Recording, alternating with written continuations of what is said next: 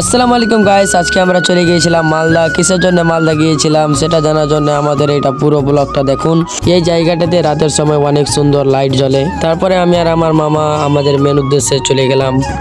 এই যে মালদা উত্তরা খাইবা পাস, এর আগে শিলিগুড়ি ছিল, এখন এই যে আমাদের গেট। তারপরে আমি আর আমার মামা দুজনই কিন্তু ভিতরে ঢুকে পড়লাম। ভিতরে ঢুকেই দেখছি সব রকমের দোকানগুলো আছে।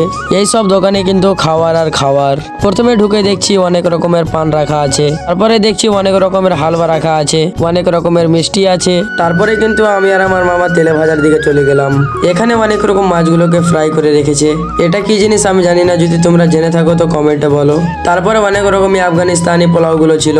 এখানে অনেক রকমের আচার, আমের, আমলতি সবকিছুর আচার ছিল। এখানে ছিল চিকেন, মাটন, চিংড়ি মাছ, ভাত। এটা হচ্ছে চিকেন, যেটাকে পুড়িয়ে পুড়িয়ে রুটির সঙ্গে লাগিয়ে খেতে হয়। তারপরে আমার মামা সেইগুলো দোকান থেকে একটা আইসক্রিম খেলো। এগুলো হচ্ছে মাটির চায়ের ভাঁড়। খাইবা পাশে এসে আমরা ভিতরে ঢুকে এই যে আমরা এখানে চিকেন ললিপপ, আমরা এখানে চিকেন ললিপপ খাবো। এই যে ললিপপ, এখানে এই যে চিকেন ললিপপ, দেখি একটা টেস্ট করে কেমন লাগে। বাহ, সব তো সুন্দর, একদম খুব সুন্দর। তারপরে আমি আর আমার মামা খাওয়া দাওয়া কমপ্লিট করার পরে একটা ইভেন্টের কাছে চলে গেলাম। এখানে এসে দেখছি 3 জন রান্না করছে।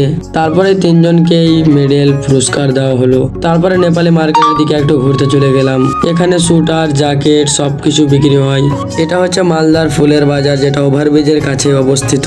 তারপরে আমি আর আমার মামা বাড়ি যেতে লাগলাম। যদি এই ব্লগটা ভালো লেগে থাকে তো কমেন্টে এসে বলবেন, আর যদি এরকম ব্লগ দেখতে চান তো আমার চ্যানেলটাকে ফলো করবেন।